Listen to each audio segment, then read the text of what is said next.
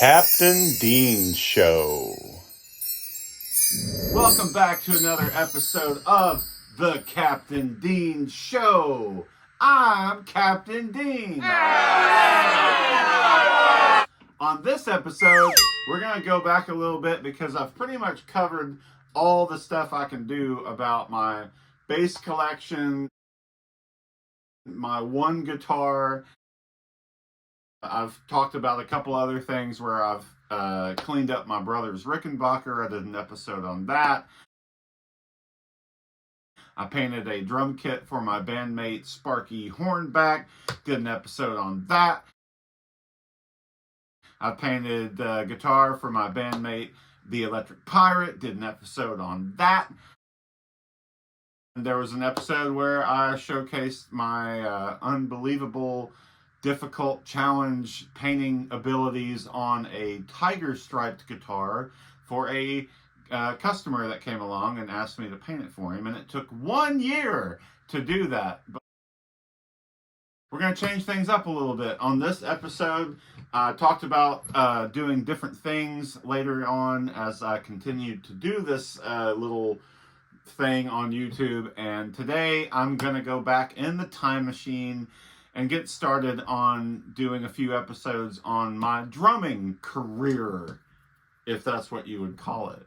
So, if you have watched all the other stuff, a brief little history on me growing up between the ages of about 3 to about the age of 11, I had a really hard time figuring out what I was going to do. I knew I was going to play music. I knew I wanted to do something in the world of music, but I wasn't really sure what that was going to be.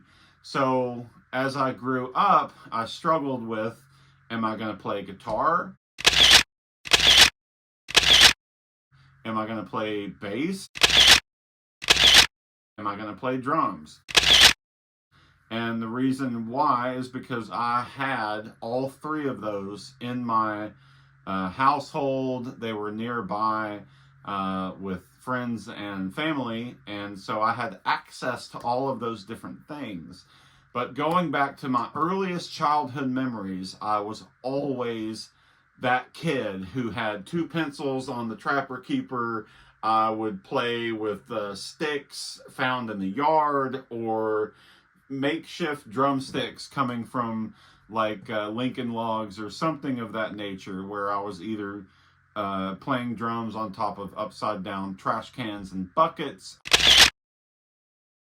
I did the kitchen floor pots and pans a story, which a lot of drummers have, up to the point where when I was about 11, 12 years old, I got an acoustic guitar for Christmas. My brother and my cousin also were bass players at that point. They were both playing bass in bands in high school at that point. So I had access to their bass guitars to fiddle around and learn how to play bass at that point. But my cousin Mike was in school band, and he played drum, which at that point would have just been snare drum, or the school would supply the mounted bass drum to do that kind of drum line thing, which I don't even know if you call that drum line. I don't know what you call that. But anyway, it was percussion for school band. And at the same time, I got into school band. And I too had a snare drum. So my first drum set would have been, I had Mike's snare drum, which his was cool because it had a mounted arm on the side that you could put a little splash cymbal on it. So his had the little cymbal snare drum combo, and then I had the snare drum from school band as well, and I would put both of them on a stand or something like a stool or something. And so one would have the snares turned off and the other one had them turned on. So that was my kick and snare splash cymbal combo. And that's how one of our earliest bands started.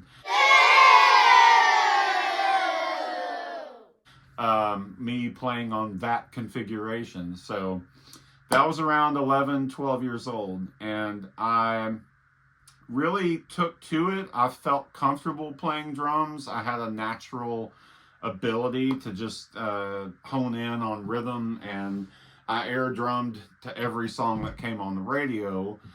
But I wanted to also be a guitar player. I wanted to probably be a bass player. Hell, at one point, I probably wanted to be the lead singer of a band. I didn't care, I think, at one point when I was really young, because all I knew is I wanted to do what those bands were doing. Every band I watched growing up, whether it was looking at posters on the wall or records in my hand, or once MTV came along and I started seeing music videos of rock bands, I knew I was going to do something like that. So, by the time I hit the age of 15, I had made the decision that I was going to play drums. So what happened was I had pursued playing guitar and bass off and on between 12 and 14. Had a couple of different garage bands, acquired some equipment, like I had a PV guitar amp, I had a couple of electric guitars. At one point, I had a couple of bass guitars, which I've talked about in past episodes. If my memory serves me right, I traded my bass guitars to my friend James, who was actually in a band with me for a short time. He had a full Tama drum kit with Zildjian cymbals. We traded gear for gear, and he pursued playing guitar and bass, and I think has become quite the piano player. And I pursued drums. I decided at that point I needed a full drum kit that matched and was mine. Real quick, leading up to all of that, my brother was in various bands. My brother is about 4 years older than me. He would be in various bands throughout high school, and they had a couple of different drummers. And every time they got a drummer in a band, and they would practice at my grandmother's garage, so they would leave the drum kit. So I got to go out there and tinker around, and I learned the craft early in secret so that nobody knew I was playing on their drum kit. That is what kind of helped me make the decision that I'm going to be a drummer, and that's what I'm going to pursue. Anyway, there you go. There's that long story. I can probably do a whole episode on this history of my drumming career, because it is a very neat story. I have a unique story to tell that a lot of people would never believe, I think, but it's true. It's true. It all happened. I can prove it. So, from the age of 15 up until about the age of, I don't know, 35, I was a full-time dedicated drummer. And I mean dedicated. It was everything to me. I was obsessed with it. I owned multiple different drum kits. I got into the world of going to drum shows and bartering gear. I would buy, sell, and trade. Of course, I got into the world of buying cheap drum kits and recovering them to make them custom to my liking, as if that has ended at this point. So, about 35, I was starting to get tired of it. It wasn't that I was tired of playing drums. I was tired of being in bands that musically didn't feel right or fit me personally. I didn't belong. I never felt comfortable in a band that played country music or southern rock music. I played in a couple of bands that would lean toward the world of like hair metal or hard rock or metal. None of that appealed to me. I was, of course, when I was 15, the whole grunge thing had taken off. The whole Seattle thing had exploded. So I was heavily influenced by Alice in Chains. Sean Kinney was one of my favorite drummers. When Pearl Jam got Dave Abbruzzese, I absolutely loved his drumming. Of course, the Chili Peppers had been around a while at that point. I love Chad Smith. Those were my hardcore go-to guys. I got into all kinds of music. So anyway, I dedicated my life to drumming full time by the time I was 15 years old. And in 1998, I started going to Nashville, Tennessee a lot. And I got really involved in the drumming world down there. And I met John Aldridge, who is in the drumming world, everyone knows him as a master engraver. He studied the drums of the 30s and the 40s that were the hand engraved Ludwig Black Beauties. The Slingerland had a Black Beauty. I think Leedy had some stuff, and all the major drum companies back then would do hand engraved designs onto brass shells.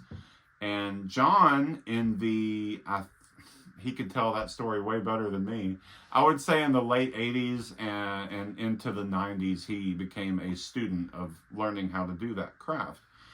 Well, I moved to Nashville, Tennessee in 1999, and I got a job working for John Aldridge, and his office was Not So Modern Drummer magazine.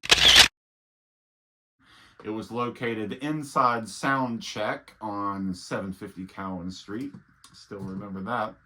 I got hired because I would trace the pattern onto the drum shell for him to engrave.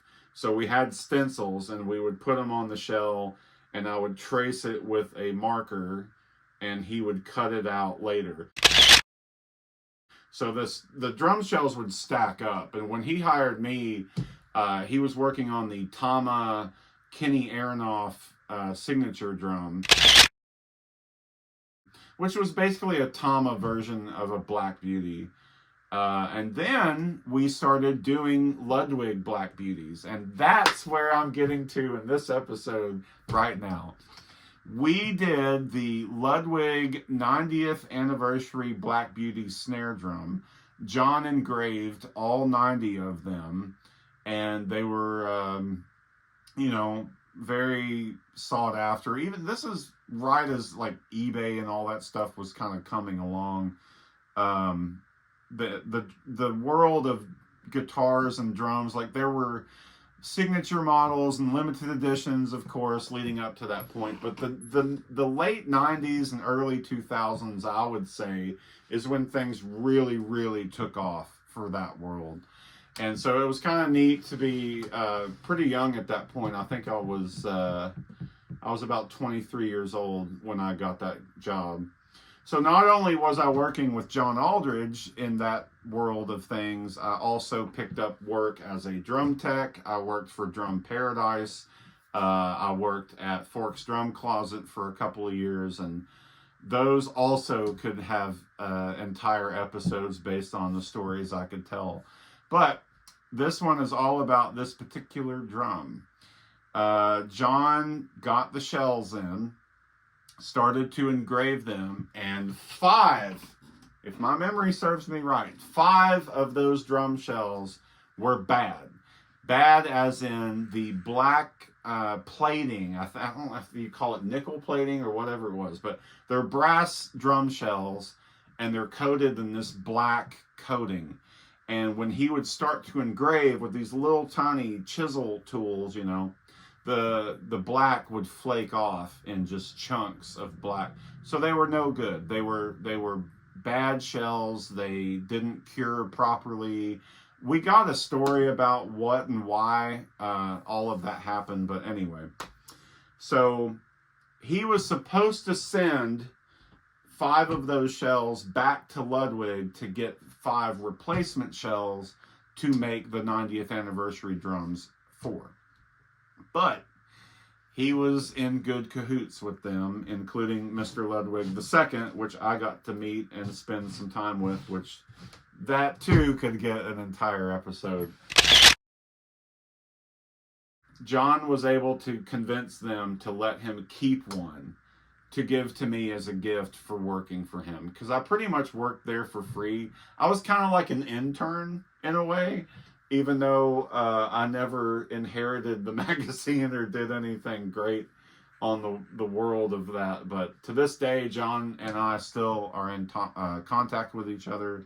We actually met a few months ago. He was passing through where I live, and we met for lunch, and I absolutely adore that man, and I, to this day, am thankful for all of the great things that I got to experience by being connected to John, working with John, and the gift I got for helping him engrave or put all these drums together, and the work I did in his world was I got a gift.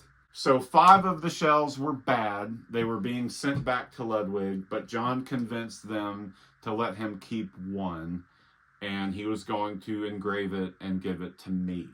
So 4 shells went back, but 1 stayed. And here it is. To begin my episodes of having conversations about my drumming time in this world, I'm going to start with this, because this is hands down probably one of my most prized possessions in the world of music. This is my 1999 Ludwig Black Beauty 90th anniversary edition. But this is number 91 of 90. This drum was supposed to be sent back to be melted down or thrown in the garbage or whatever it was. So they only made 90 of the badges to go onto the drums for decoration purpose. Mine has no badge. So that's the first indicator that something's a little different about it. John took the pattern that would, if you can see it right there, the top and the bottom match. They are going the same direction. But on the original 90th anniversary drums, this pattern would look like this, and this one would be flipped. So that was another thing we did to make mine a little different. This is a one of a kind. And when he did the Ludwig logo, he really enhanced onto the logo itself. He did a lot more flair, I guess you would say, around the logo. So that's proof that this is a Ludwig drum. The other cool thing he did is where this area right here, you can see the 2 little holes on the side. There was a little plate that had William F. Ludwig II, had his signature on it, and that would have been put right there to indicate another special edition type thing to what these snare drums are. He engraved my name in that spot right there. Of course, the main thing is the hardware. We engraved the shells and sent them back to Ludwig. They were assembled at Ludwig. So the Tama drums were sent to us completely intact. I was the guy that took them apart, and he engraved the shell, and then we put it back together and sent it back to Tama. In Ludwig's case, they did not send any of the hardware. They just sent the blank shell.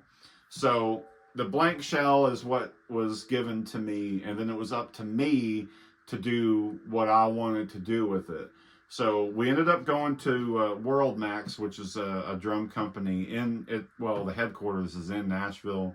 World Max is known for making hardware and lugs and hoops and parts and things like that. So a lot of guys that start building their own custom drums, they go to places like World Max to acquire all the things they're going to need to assemble a drum kit or a snare drum or whatever it is they're working on.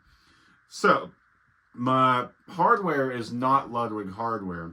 The only thing that I do have that is Ludwig hardware is the butt for the wire.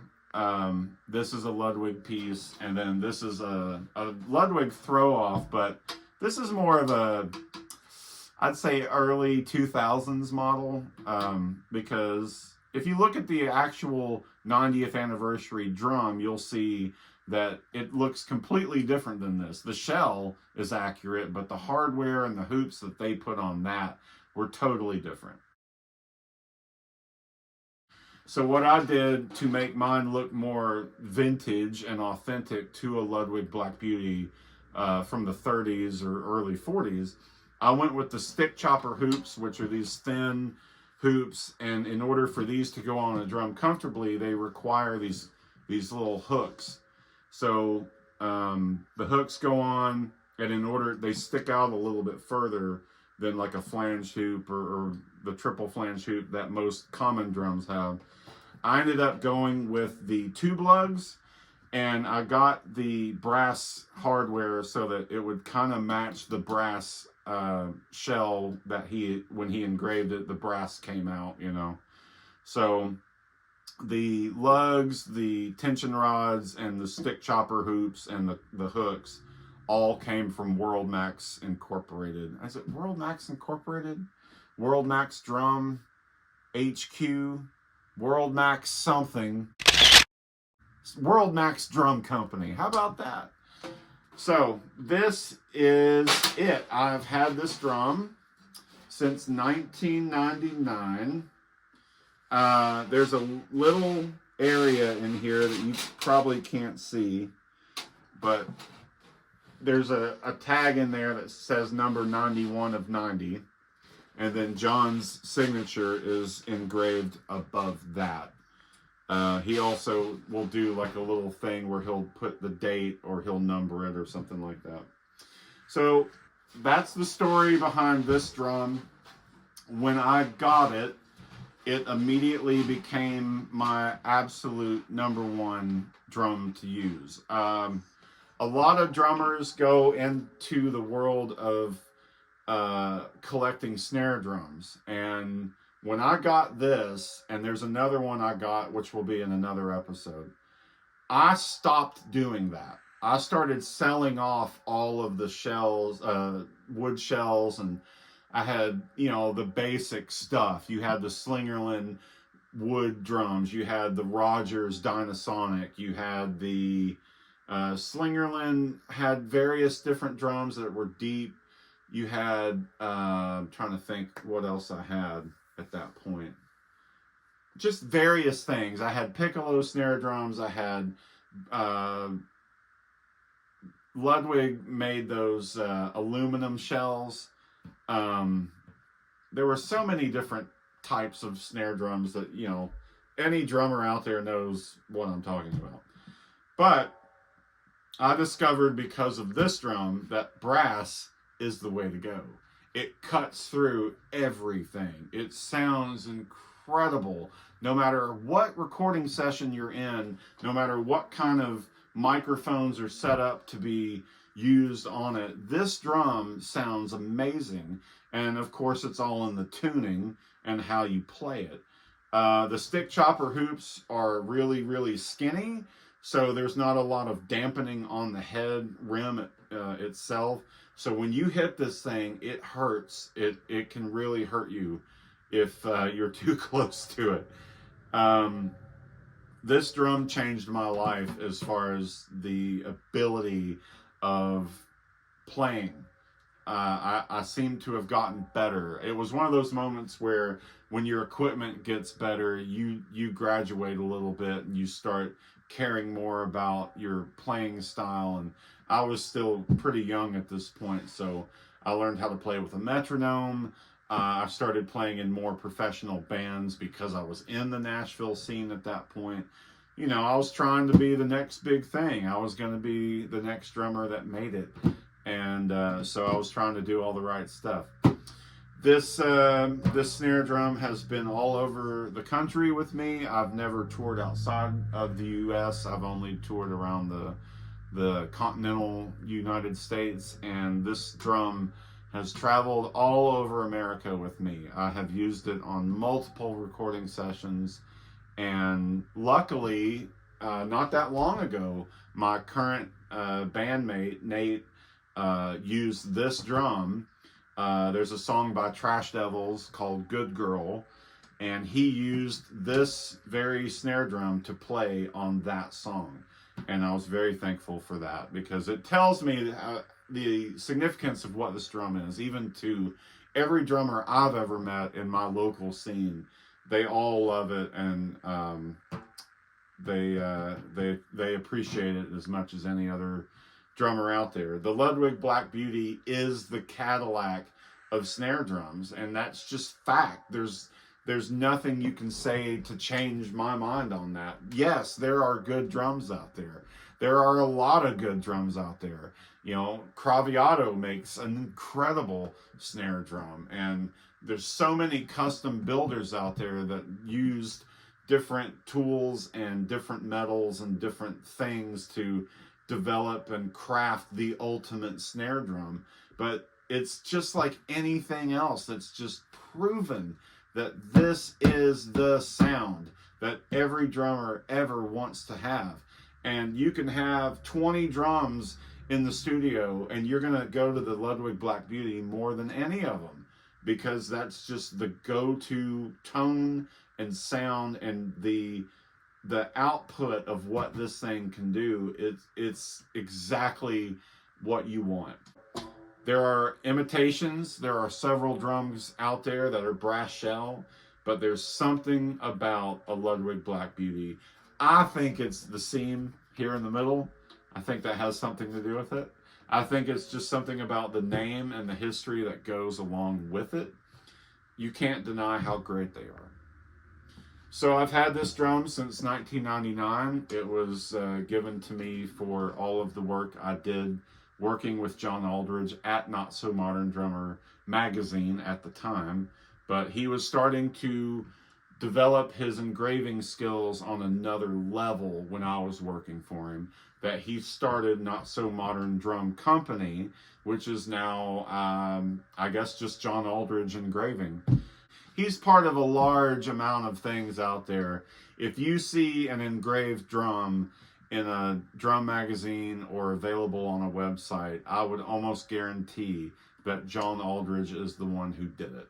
So it was a really cool experience to work with him, as he likes to say. I didn't work for John Aldridge, I worked with John Aldridge. He taught me a great deal about music and the music industry, and of course the drumming industry. And I am incredibly thankful for everything that I got out of working with John Aldridge. So I've had this drum for quite some time now. It is currently October of 2025. And I want to say that I got this drum probably in August or September of 1999. So I've had it for quite a while, and it's amazing the history of what this drum has been with for me since I got it. It's an incredible story in itself. So on the specs, over time, I've basically stuck with the traditional wires, which are, if I'm not mistaken, this is 24 wires.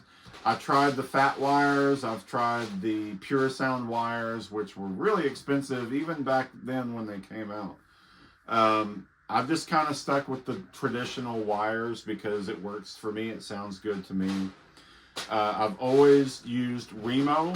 So the Remo Hazy Ambassador on the bottom, and over the years I tried different heads. At first I didn't really know what I was doing, so a Remo Ambassador used to be on top, but those were too thin. They got dented and beat pretty bad for me. I tried the X, the dot, the black dot head. At one point I tried playing Evans drum heads. I think I tried even using Aquarian at one point, and none of that stuff was cutting it for me. So I've always relied on using Remo drum heads. At some point I started using Remo Emperor, which is the 2-ply coated head, and that's the drumhead that I used for the majority of the rest of my career at that point, which could have been somewhere about 15 years ago. So, unfortunately, around 20 between 2014 and 2016, I officially made the transition from being a drummer full time to being a bass player full time. So I made a couple of records. I played drums and I played all the instruments on the records. But at one point in my little studio, I had a drum kit set up in the corner, and most of the songs I recorded for my solo records, I used this Ludwig Black Beauty on those records. But by 2016, I was a full time bass player and singing lead vocal in my own solo project. And that went on to a couple of different bands, which has led me to where I'm at today in a band called Trash Devils. So, long story to get to it, but there you go. This is my Ludwig 90th anniversary 1999 Black Beauty snare drum. It is a workhorse. It sounds amazing. And it's been sitting in this poor case in my storage closet for quite some time. But I wanted to bring it out and do a video on it.